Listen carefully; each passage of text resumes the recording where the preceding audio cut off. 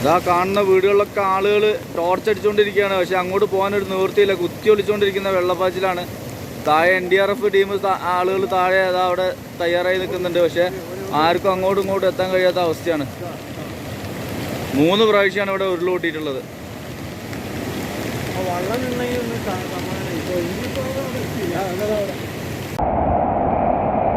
ഈ വീട്ടിൽ നിരവധി ആളുകൾ കുടുങ്ങി കിടക്കുന്നുണ്ട്. ഹെലികോപ്റ്റർ വരേണ്ട സാഹചര്യം ഉണ്ടെന്നാണ് തോന്നുന്നത്. അങ്ങോട്ടേക്ക് പോകാൻ നിലവിൽ അത്ര സേഫായിട്ടുള്ള സിറ്റുവേഷൻ അല്ല. വലിയ അപകടമാണ് നടന്നിട്ടുള്ളത്. ഒരുപാട് ആളുകൾ കുടുങ്ങി നിൽക്കുന്നുണ്ട്.